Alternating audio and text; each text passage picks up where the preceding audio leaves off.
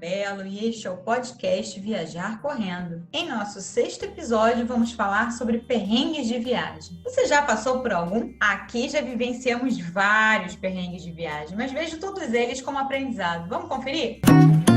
Para começar, o que são perrengues de viagem? A expressão passar perrengue é muito utilizada para expressar uma situação de dificuldade. Então, os perrengues de viagem são situações em que a gente não contava com elas, mesmo com todo um planejamento. Já passei por vários perrengues de viagem, algumas situações foram até engraçadas, já outras nem tanto assim. Já dormi em aeroporto, em rodoviária, reservei um hostel que dizia ser o melhor da Eslovênia e ele era imundo. Tive muitos problemas com banheiros por vários motivos, ônibus que quase vira na estrada, entre outros. Vamos ver alguns perrengues de viagens agora. A gente começa com dormir no aeroporto, o clássico perrengue de viagem. Os aeroportos, muitas vezes, por conta das conexões, são os clássicos perrengues. As pessoas acabam tendo que dormir no saguão. Alguns até oferecem um espaço mais reservado, já outros não. E a solução é dormir ali mesmo, dando um jeitinho para ficar o mínimo acomodado. Santiago e Dubai foram os meus quartos 2 vezes. Dubai foi minha primeira experiência dormindo em aeroporto. E como era a primeira vez, fui mais discreta e apenas tombei na cadeira ao lado. Mas aí, quando você passa por isso e vai ficando mais experiente, as coisas mudam, né? Você se sente mais à vontade. Então, a segunda vez em Dubai já foi mais ousada. Havia um espaço que ficava entre as cadeiras e a esteira rolante. Quando vi que outras pessoas estavam ali dormindo e nós teríamos que amargar uma espera de 7 horas, não pensei 2 vezes e nem na contaminação do carpete. Deitei e dormi muito bem. Otávio ainda ficou com vergonha em um primeiro momento, mas acabou se rendendo também.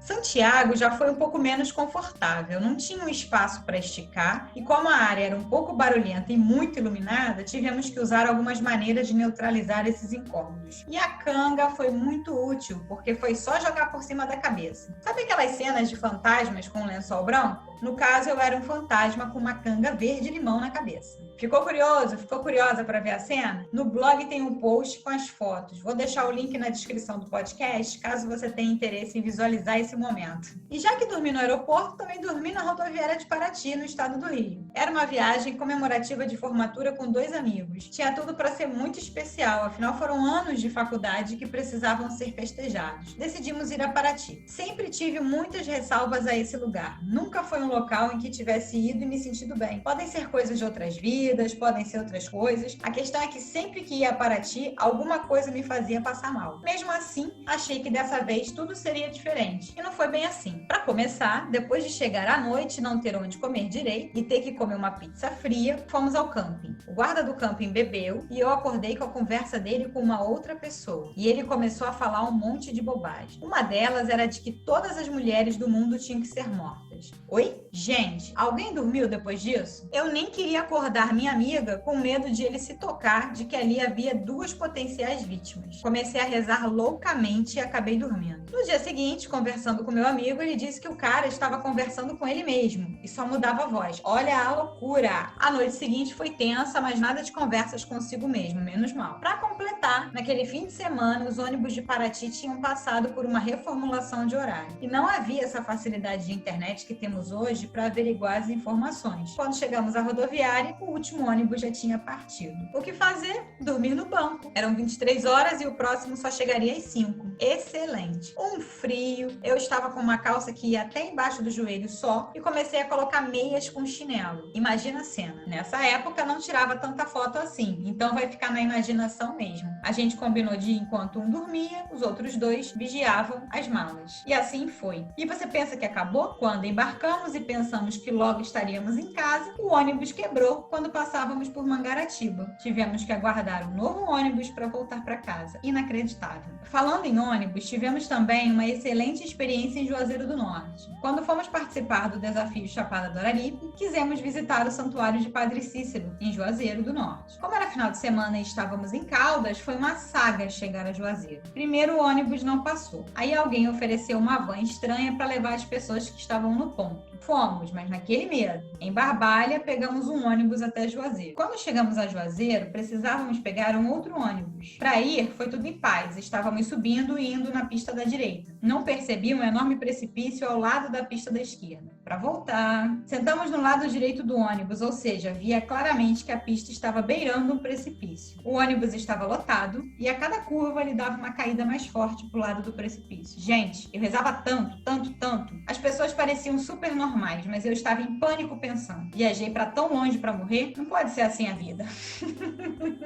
Depois de alguns longos minutos de tensão, chegamos ao nível mais baixo e finalmente pude relaxar. Se virasse, pelo menos não ia sair rolando ladeira abaixo. Nem preciso contar que para chegar novamente a Caldas foi mais uma saga com van, ônibus, etc, né? Ainda dentro da questão transportes, em outra viagem com amigas da faculdade, resolvemos ir a Maromba, aqui no estado do Rio. Acampamos durante 5 dias e nesses dias a comida foi miojo com atum, miojo com tomate, miojo com sei lá mais o que, bem assim, miojo com miojo. No último dia, decidimos ir a Maringá, uma cidade próxima, para jantar decentemente. Fomos de ônibus e a ideia era voltar de ônibus também. Estávamos felizes degustando um feijão com arroz e trutas quando passou um ônibus. Aí comentamos, show, a gente vai pegar o próximo, que seria o último, de acordo com a tabela de horários que tínhamos visto. O garçom ouviu e comentou, esse era o último. Não, a gente viu que tem um às X horas. Sim, mas somente no dia Y.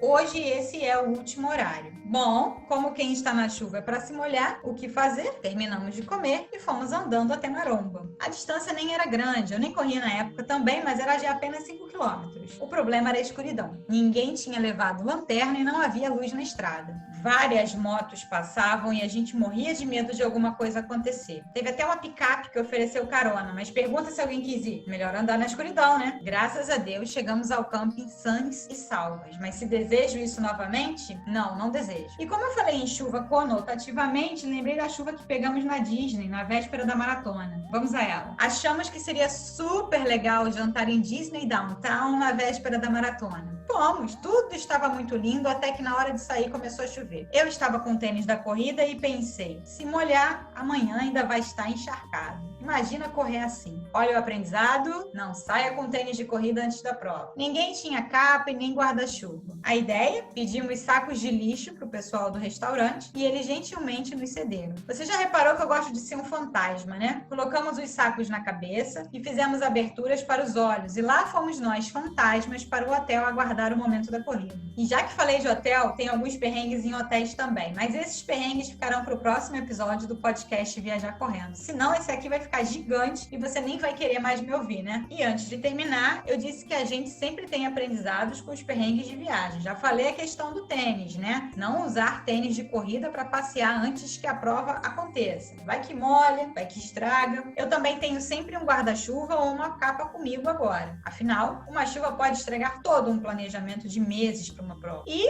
o outro é checar sempre os horários dos transportes, verificando a questão dos dias das semanas e das alterações por conta de festividades ou feriados. Tudo bem que eu vou me justificar de que isso é muito mais fácil hoje em dia, né? E mesmo com previsão de sol, sempre levo algum agasalho para proteger de alguma mudança de temperatura caso precise ou aconteça de ficar exposta, como por exemplo na rodoviária de Paraty. E assim vai. Bom, no canal do Viajar Correndo tem alguns vídeos sobre perrengues de viagem. Vou colocar os links na descrição do podcast para você dar uma conferida nas histórias.